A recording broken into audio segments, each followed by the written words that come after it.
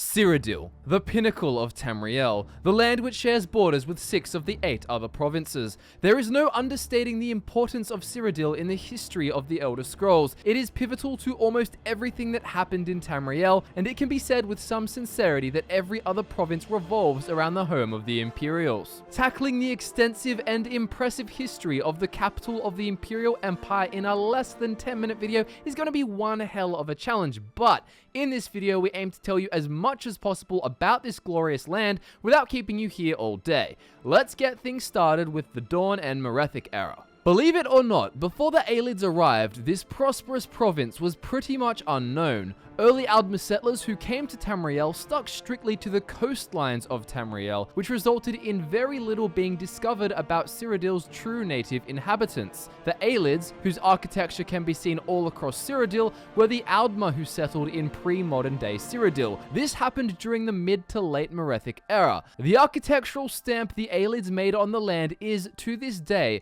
what best distinguishes Cyrodiil from the other provinces. Even the White Gold Tower, the centerpiece of the Imperial city, was constructed by these Mer settlers. The Ayleids controlled Cyrodiil for quite some time, until the ancient Needs, the ancestors to modern Imperials, traveled south, presumably from Atmora, and clashed with the Ayleid rulers of the land in the early stages of the First Era. The resulting mesh between the Men and Mer in Cyrodiil set the wheel in motion for what would be the beginning of the Elysian Empire. The Ayleids took these northern men prisoner, enslaving them. The Ayleids warred with these men for quite some time, but the tides turned on the elves in the First Era 242 when the slaves rebelled. The revolt was led by Elysia, also commonly known as the Slave Queen. The rebels overthrew the Daedra-inspired slave masters and claimed the White Gold Tower in the First Era 243. Elysia was subsequently named the first Empress of Cyrodiil, and she unified the Nedic people under the worship of the 8 divines. After her death, she became the first human saint, and a statue of her can be seen in the Imperial City to this very day. With the help of Skyrim, the Needs of the Elysian Empire pushed to High Rock to take the province from the reigning Dureni.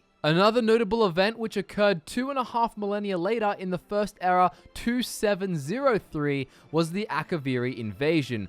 This helped the current ruler of the Empire, Reman Cyrodiil, unify Tamriel under a common cause. The defeated Akaviri were assimilated into Imperial Tamrielic culture. The Second Empire of Cyrodiil continued its expansion and its dominance over the other provinces. That was until the assassination of the current Emperor, Reman III, along with his son, Juliek. This historical event was the one which concluded the First Era and brought about the Second Era. Despite the Akaviri potentates, who were the elected advisors to the former emperor, maintaining some form of structure and control, the remainder of the Second Era was spent in a state of flux. This time period was known as the Interregnum. Nibene and Calovia split, leaving Cyrodiil broken.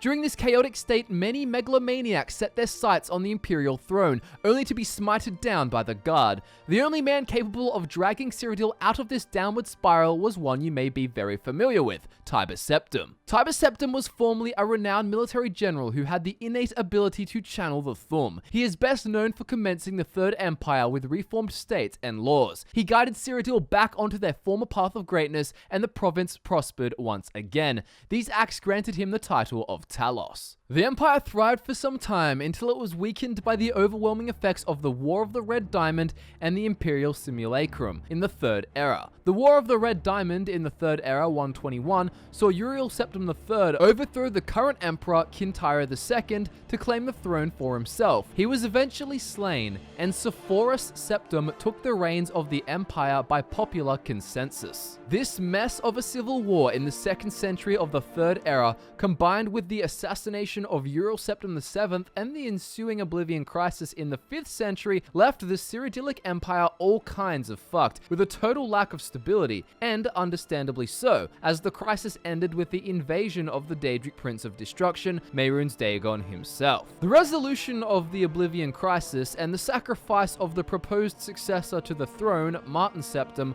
thrust the chaos-ridden empire into the 4th Era. Eventually, in the 17th year of the 4th Era, the Mede dynasty rose to prominence as the new leaders of the empire. This came about when Titus Mede I, a Colovian warlord, captured the imperial city from a Nibonese pretender. The Mede dynasty asserted itself further by holding off several illegitimate attempts to seize the throne. In the 49th year of the Fourth Era, Cyrodiil was threatened by the floating city of Umbriel, but the emperor's own son, Prince Atrebus Mede, led the Imperials to a victory. In the 168th year, Titus Mede II ascended to the imperial throne, an imperial throne which, at this point in history, was significantly weakened by the threat of the ever-expanding Aldmiri Dominion. The Great War between the Empire and the Aldmiri Dominion began in the 171st year, when an Aldmiri ambassador presented the Emperor with the heads of every bladesmember in all of Somerset and Valenwood. This war consumed Cyrodiil for 5 years until the struggling empire signed the White Gold Concordat in 175.